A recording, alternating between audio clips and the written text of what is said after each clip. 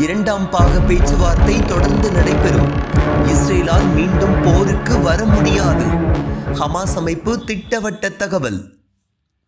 Israel Hamas இடையே முதல் போர் நிறுத்தம் முடிவிற்கு வந்துள்ளது. 7 கட்டமாக கைதிகள் பரிமாற்றம் நிறைவு பெற்றுள்ளது. ஹமாஸ் தரப்பில் 50க்கும் மேற்பட்ட இஸ்ரேல் கைதிகள் விடுவிக்கப்பட்டுள்ளனர். அதே நேரம் இஸ்ரேல் 3000த்திற்கும் மேற்பட்ட பாலஸ்தீனியர்களை விடுதலை செய்துள்ளது. இதில் நூற்றுக்கணக்கானோர் ஆயுள் தண்டனை விதிக்கப்பட்டவர்கள் ஆவர். முதல் பாக போர் நிறுத்தம் முடிவிற்கு வரும் நிலையில் இரண்டாம் பாக பேச்சுவார்த்தையை தொடங்க இஸ்ரேல் தயக்கம் காட்டி வருகின்றது. காரணம், போர் நிறுத்தம் என்பதே இஸ்ரேலுக்கு பெரிய தோல்வியாக அமைந்துவிட்டது.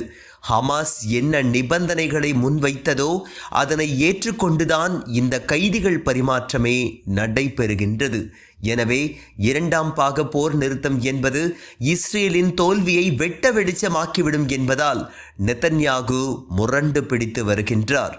இந்நிலையில் தற்போதைய சூழல் குறித்து தகவல்கள் வெளியிட்ட ஹமாஸின் அல்-கஸாம் படைப்பிரிவு இரண்டாம் பாக பேச்சுவார்த்தையை தொடங்குவது தவிர எதிரிகளுக்கு வேறு வழி இல்லை என்று குறிப்பிட்டுள்ளது.